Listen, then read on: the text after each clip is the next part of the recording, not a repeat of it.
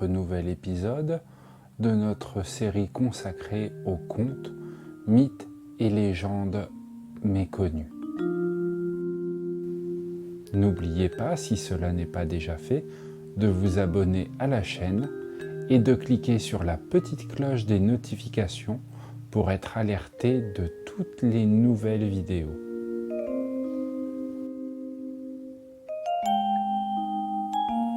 Merci à Abdel pour la musique. Vous allez pouvoir écouter aujourd'hui un nouveau conte dit par Eric.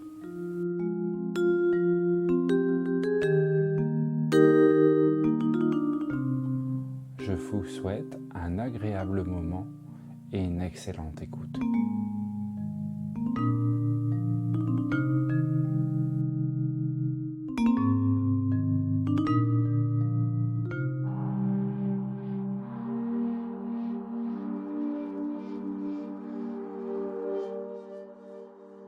L'amour de Gonpachi et Kumurasaki. Il y a 350 ans environ, vivait au service du seigneur de la province d'Inaba, au Japon, un jeune homme nommé Shirail Gonpachi, qui, à l'âge de 16 ans, avait déjà reçu les honneurs de s'être fait un nom pour sa beauté, ainsi que pour sa valeur et sa capacité au maniement des armes. Un jour, son chien combattait contre le chien d'un autre guerrier, et les deux maîtres, étant jeunes et passionnés, se disputaient pour savoir lequel des deux chiens était le plus courageux. Rapidement, le débat s'envenima, et finalement, ces derniers en vinrent aux mains. Gonpachi tua son adversaire de sa lame. Erreur. La mort d'un compagnon d'armes était punie par la mort. Gonpachi n'eut d'autre choix que celui de quitter aussitôt la province qu'il l'avait vu grandir et qu'il chérissait tant, pour s'échapper vers Edo. Alors qu'il avait pris la route, au soir, avant qu'il ne puisse être rattrapé, il entra dans ce qui paraissait une auberge de bord de route. Il y commanda quelques rafraîchissements et alla se coucher, ignorant le danger qui le menaçait. L'auberge était le repère d'un gang de voleurs, dans lequel il était candidement tombé. Pour être honnête, le portefeuille de notre Gonpachi était misérablement fourni, mais son épée et ses vêtements valaient bien 300 pièces d'argent. Les voleurs, qui étaient 10, avaient de toute façon décidé qu'ils allaient tuer leur hôte pour le détrousser. Pendant ce temps-là, lui dormait en toute sécurité. Au milieu de la nuit, alors qu'il était dans les limbes de ses rêves, il fut soudainement réveillé par le bruit de la porte coulissante qui menait à sa chambre. Il ouvrit légèrement les paupières, non sans effort, et il aperçut une jolie jeune fille d'une quinzaine d'années qui lui faisait signe de ne pas avoir peur. Elle s'approcha et, dans un murmure, lui expliqua : « Monsieur le maître de cette maison est le chef d'un gang de voleurs qui est en ce moment même en train de vous comploter pour venir vous assassiner afin de s'emparer de vos quelques biens. Comme pour moi, la fille d'un riche marchand de Mikawa, l'année dernière. Ils sont venus dans la maison s'emparer des trésors de mon père et de moi-même. Je vous en supplie, mon Seigneur, prenez-moi avec vous et allons-nous-en de cette funeste demeure. » La fille pleurait tout en parlant.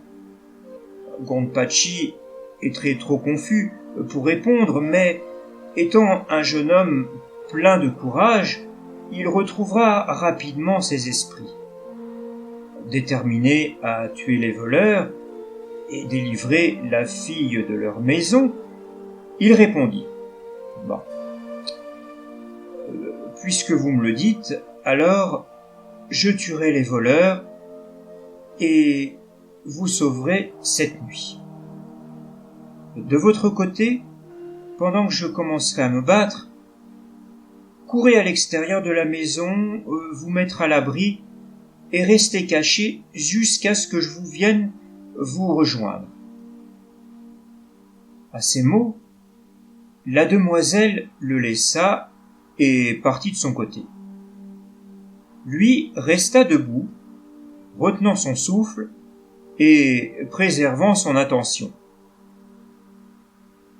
Quand les voleurs approchèrent silencieusement dans sa chambre où il pensait trouver un homme endormi, il se tenait prêt.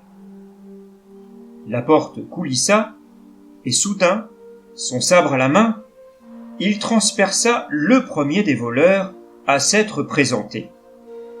Voyant cela, les 9 autres dégainèrent leurs armes, mais Gonpachi, se battant avec un courage et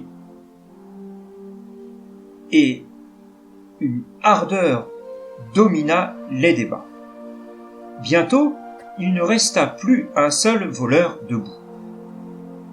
Il quitta la chambre et la maison, et une fois à l'extérieur, appela la jeune fille qui vint en courant à ses côtés, le cœur empli de joie.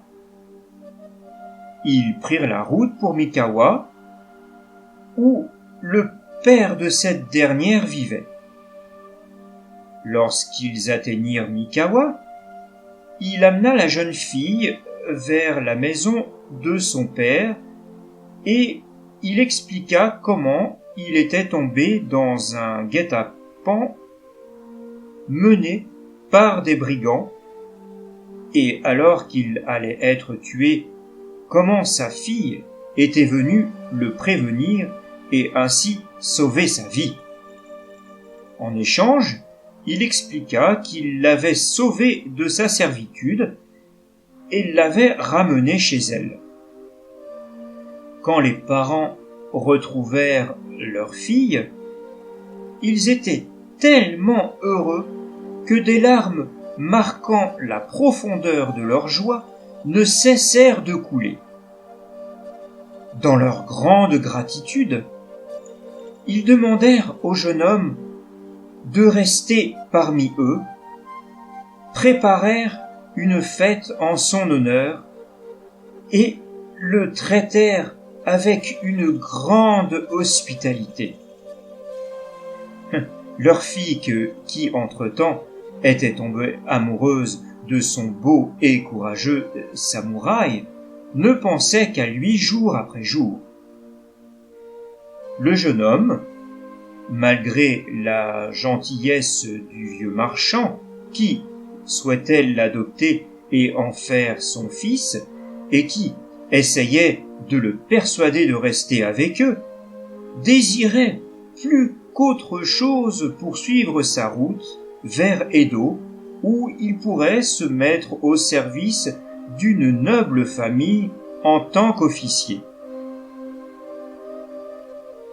Il résista ainsi à la gentillesse du vieil homme et à la douceur de la jeune fille, et se prépara à relancer son voyage.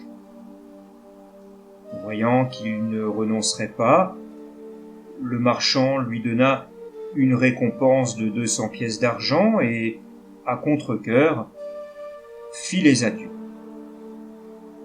Gonpachi avait préféré son ambition plutôt que l'amour d'une famille et d'une femme. La jeune fille était en larmes, s'imaginant ne plus jamais revoir l'être qu'elle aimait par-dessus tout. Quand il s'en approcha, il lui dit « Sèche tes larmes, mon aimé, et ne pleure plus, car je reviendrai bientôt vers toi. Pendant ce temps, garde foi en moi, reste vrai, et sois la plus agréable possible avec tes parents. » Alors, elle essuya ses larmes et sourit à nouveau quand elle entendit la promesse qu'elle lui reviendrait. Le voyageur de Gonpachi poursuivit sur la route d'Edo. Mais celui-ci n'était pas sans danger et ses périls étaient encore loin d'être finis. Un jour, tard dans la nuit, alors qu'il arrivait dans un lieu appelé Suzugamori, dans ce qu'on appellerait aujourd'hui la banlieue d'Edo, il tomba sur 6 pirates de la route qui pensaient pouvoir avec aise le tuer et le dépouiller. Sans attendre, il dégaina son épée et tua 2 d'entre eux, mais après une longue course et la fatigue, le combat semblait impossible à gagner pour lui. C'est alors qu'un notable passa par là. Il sauta de son chariot, un poignard à la main, et les voleurs s'en allèrent. Cette gentille personne, qui était venue en aide à Gonpachi, à la hâte, n'était autre que Chobei Banzuin, le chef d'un groupe d'Asakusa, la société des gentilshommes d'Edo. Un personnage restait célèbre dans l'histoire, qui était d'ailleurs connu pour trouver du travail à des ronins. Quand la troupe d'agresseurs se fut enfuie, Gonpachi se retourna vers son sauveur et lui dit « J'ignore qui vous êtes, monsieur, mais je dois vous remercier de m'avoir sauvé d'un grand danger. » Et il se prosterna pour exprimer sa gratitude. Chobei poursuivit. Oh, je ne suis qu'un pauvre chef de quartier et un homme modeste à ma façon, monsieur. Et si les voleurs ont fui, c'est plus par chance que grâce à mon action. Cependant, je suis plein d'admiration pour la manière que vous avez de vous battre. Vous avez prouvé un grand courage et une technique admirable pour votre âge. En effet, répondit le jeune homme, je suis encore jeune et inexpérimenté, et j'ai honte de mon style maladroit. Puis-je vous demander, répliqua Chobei, travaillez-vous pour quelqu'un? Autant que je sache, je suis à présent un ronin, et je n'ai pas de but précis. Ouais, c'est un mauvais travail, répliqua Chobei, qui se sentait mal pour lui. Cependant, veuillez m'excuser de vous faire une telle offre, si soudaine, mais étant le chef de mon arrondissement, jusqu'à ce que vous trouviez un travail correct, je vous propose de mettre ma modeste demeure à votre disposition. Gonpachi accepta la proposition de son nouvel ami et le remercia chaleureusement. Chobli le guida vers sa demeure et lui offrit l'hospitalité pour quelques mois, le temps qu'il trouve une position à Edo. Cependant, sans pression et libre, Gonpachi suivait une mauvaise voie et commença à mener une vie dissolue dans l'ardeur de la capitale, ne pensant rien d'autre sinon à satisfaire ses plaisirs immédiats. Il commença à fréquenter le quartier rouge de Yoshiwara, où les maisons de thé se succédaient et les jeunes hommes avaient leurs habitudes. Bien entendu, sa grande beauté ne laissa personne indifférent, et il devint très vite le favori des jeunes filles du quartier. C'est à peu près à ce moment-là que les hommes commencèrent à parler de Kumurasaki, la petite pêche, une jeune fille qui était récemment venue à Yoshiwara et dont la beauté fascinante ne lui laissait aucune rivale. Gonpachi, comme les autres, entendait tellement d'éloges sur celle-ci qu'il était déterminé à se rendre dans l'établissement où elle travaillait, les Trois Bords de Mer, afin de juger lui-même de cette rumeur était fondée. C'est dans ce but qu'il se prépara et qu'un jour il arriva devant l'établissement et demanda à voir Kumurasaki. Il fut mené vers la chambre où elle se trouvait, s'approcha d'elle, mais quand leurs regards se croisèrent, ils furent aussi étonnés l'un de l'autre, et pour cause, parce que Kumurasaki n'était autre que la fille que Gonpachi avait sauvée des mois plus tôt de ses kidnappeurs, et qu'il avait laissée auprès de ses riches parents, qu'il l'adorait à Mikawa. Il l'avait laissée dans un environnement sain, chacun avait fait des vœux de loyauté et de fidélité, et maintenant, ils se rencontraient dans un lieu peu fréquentable d'Edo. Quel changement! Quel contraste! Comment la richesse avait pu devenir pauvreté? Comment les vœux étaient-ils devenus mensonges? Revenu de sa surprise, « Qu'est-ce que c'est ?» se demanda Gonpachi. « Comment puis-je te retrouver dans cet endroit de vice à Yoshiwara? Je t'en prie, explique-moi. Il y a sûrement quelques mystères que je ne connais pas. »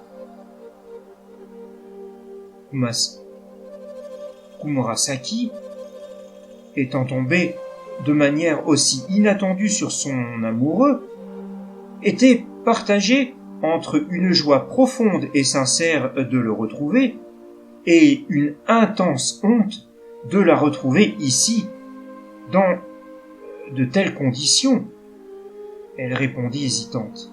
« Hélas, mon histoire en est une bien triste, et ce serait trop long de te la raconter. Après nous avoir quittés l'an dernier, les malheurs se sont rabattus sur nous et quand mes parents ont été frappés par la pauvreté, ça a été de mon devoir de trouver un moyen de subvenir aux besoins de la maison.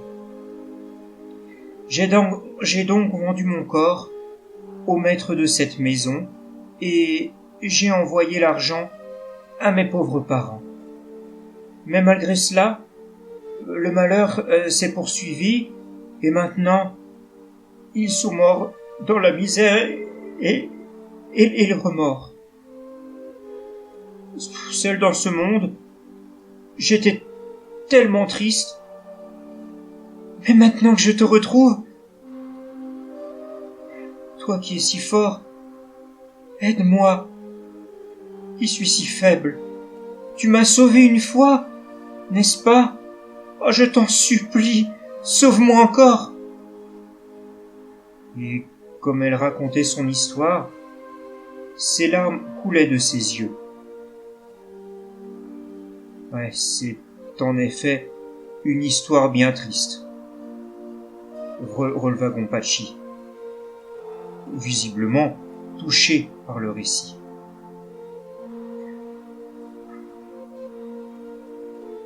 Il a dû y avoir un incroyable enchaînement de malheurs pour que la pauvreté s'abatte sur ta maison, qui était encore, il y a très peu de temps, tellement prospère. Bon, ceci dit, ne t'inquiète plus, je ne t'abandonnerai pas.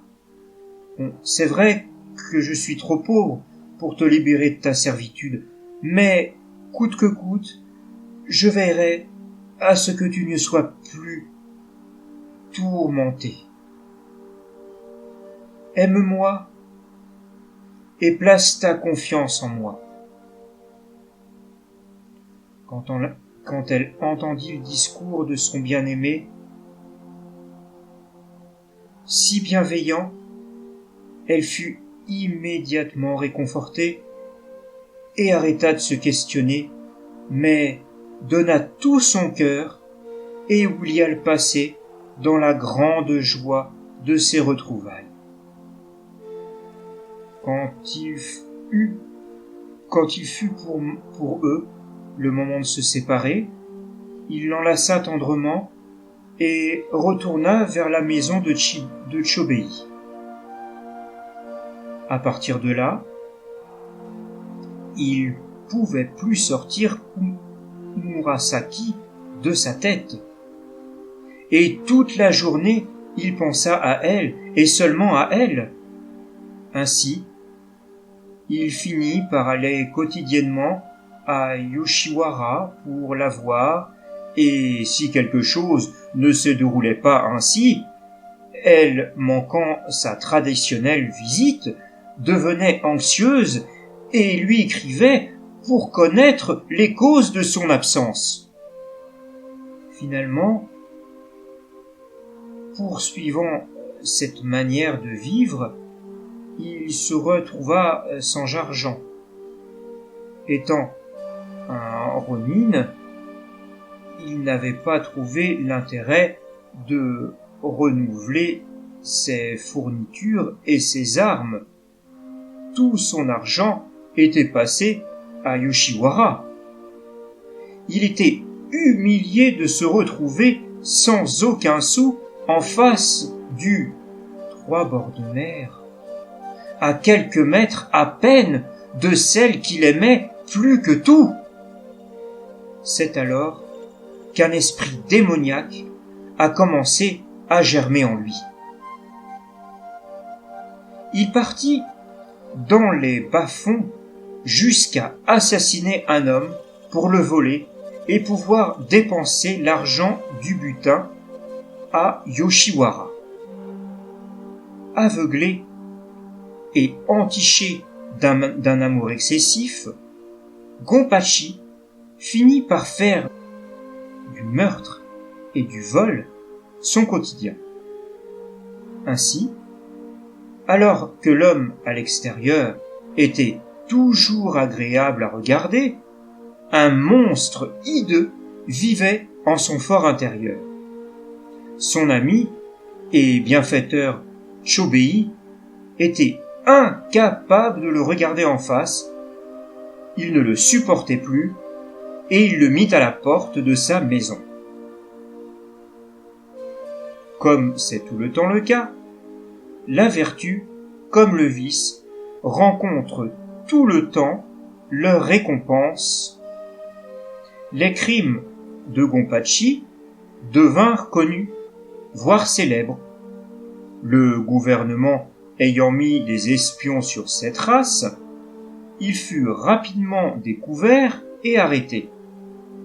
Ces actions diaboliques étant découvertes au grand jour, il n'eut mot dire pour sa défense et il fut amené au terrain d'exécution à Suzugamori et décapité comme le malfaiteur qu'il était. Gonpachi mort, la vieille affection que Chobei avait pour lui réapparut. Étant un homme pieux et de gentille nature, il réclama le corps et la tête de l'homme et accomplit les rites funestes à Meguro. Il plaça ses cendres dans le sol du temple Boronji. Quand Kamurasaki entendit les rumeurs à propos de cette exécution de la bouche des gens de Yoshiwara, sa tristesse n'eut aucune limite. Elle s'échappa alors du Trois Bords de Mer et alla à Meguro pour se jeter sur la tombe récente de l'homme qu'elle aimait plus que tout. Elle pria longtemps et déversa le flot discontinu de ses larmes d'amertume sur la terre qui accueillait à présent son sauveur et sa raison de vivre.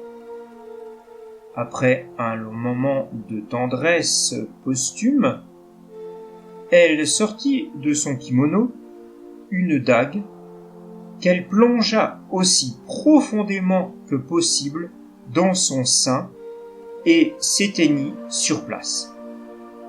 Les prêtres du temple, quand ils comprirent ce qui s'était passé, se questionnèrent longuement et furent étonnés de la profondeur de l'amour de cette très belle jeune fille. Trouvant compassion dans son action, ils procédèrent à ses funérailles et l'enterrèrent auprès de son amoureux dans une seule tombe. Puis, ils placèrent une pierre gravée qui demeure encore aujourd'hui portant la mention de la tombe du Shiyoku. Ces deux oiseaux, aussi beaux que le hanami, ont péri avant leur heure comme des fleurs terrassées par les vents, avant qu'elles n'aient pu germer. Pour retrouver l'amour de Gonpachi et de Kurumasaki, il vous suffit de vous promener dans le quartier de Meguro, à Tokyo.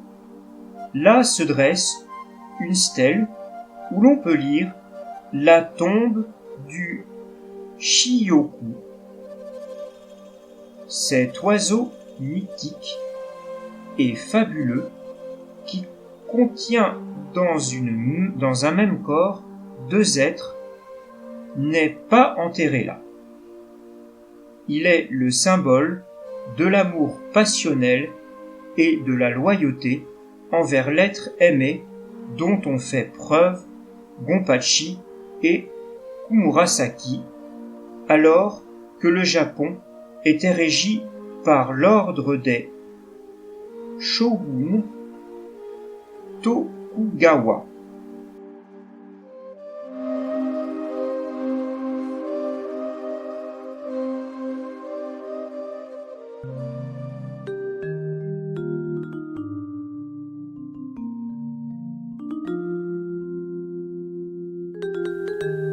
Cet épisode touche à présent à sa fin. J'espère que vous avez passé un agréable moment. Et je vous dis à tout bientôt pour un nouvel épisode.